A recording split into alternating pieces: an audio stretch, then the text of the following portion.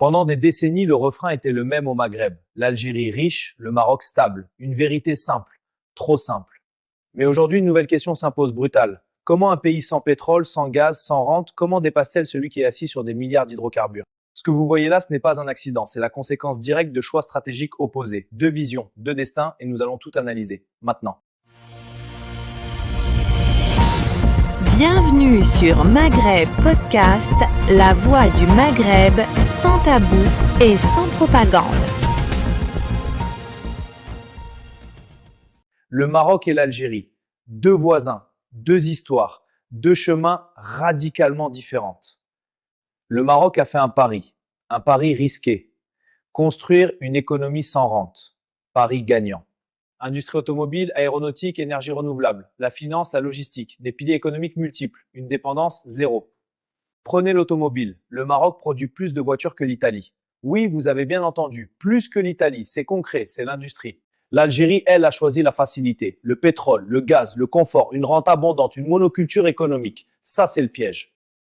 Plus de 90% de ses exportations, ça dépend des hydrocarbures. Une chute des prix, l'économie va. Le budget craque, la rue gronde, c'est le cycle infernal. L'Algérie réagit, le Maroc anticipe. Le Maroc planifie sur des décennies.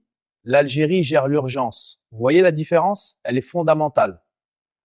Mais l'économie, ce n'est qu'une partie de l'équation. Le facteur décisif, il est politique. C'est la structure du pouvoir, c'est la gouvernance. Le Maroc, son système est critiquable bien sûr, mais il est stable. Les décisions stratégiques, elles s'inscrivent sur 20-30 ans, une vision à long terme, claire, cohérente. Les ports, les autoroutes, l'Afrique, la diplomatie, tout suit une ligne directrice, une ligne claire, pas de zigzag, pas d'improvisation. En Algérie, c'est l'inverse. Le pouvoir est fragmenté, des luttes internes incessantes, une guerre d'influence permanente. Ça paralyse l'État, ça bloque tout. Le Irak l'a prouvé, le régime ne gère pas l'avenir du pays, il gère sa propre survie. C'est une différence majeure entre construire et se protéger. La diplomatie, c'est le miroir de la stratégie interne. Elle révèle tout, les forces, les faiblesses, les ambitions ou l'absence d'ambition.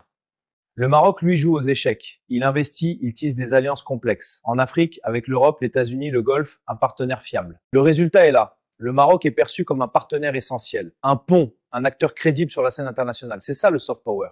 L'Algérie, elle joue au bras de fer, une diplomatie idéologique des années 60, des discours figés, une logique de confrontation perpétuelle. Les relations tendues avec le Maroc, l'Espagne, la France, le Sahel, son influence recule.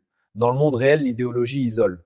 Le Sahara marocain, ce n'est pas qu'un conflit territorial, c'est bien plus, c'est un test stratégique, le révélateur des deux visions, la preuve ultime. Le Maroc avance avec des faits, des infrastructures, des investissements massifs, des ports, de l'énergie. Il construit, il développe, il intègre. L'Algérie, elle dépense, elle bloque, elle s'enferme dans une posture défensive.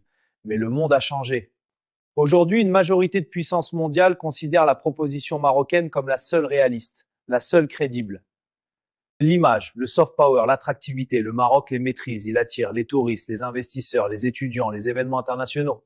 La CAN 2025 et la Coupe du Monde 2030, c'est plus que des tournois, c'est des symboles. Casablanca, Tanger, Marrakech, le Maroc raconte une histoire. L'Algérie, malgré un potentiel immense, se replie. Des frontières fermées, un tourisme marginal, des investisseurs frileux. Le pays se cache et le monde ne le voit pas. Dans le monde moderne, l'image n'est pas un luxe. C'est une arme stratégique, une arme de puissance. Le Maroc l'a compris, l'Algérie non.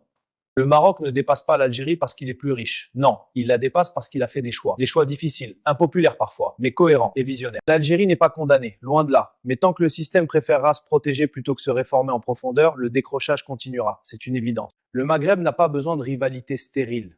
Il a besoin de vision, de coopération. Et aujourd'hui, cette vision, ce leadership, il est clairement du côté du Maroc. La balle est dans le camp algérien. Merci d'avoir suivi cet épisode de Maghreb Podcast. Votre point de vue compte aussi. Laissez un commentaire. Êtes-vous d'accord? En désaccord? À bientôt.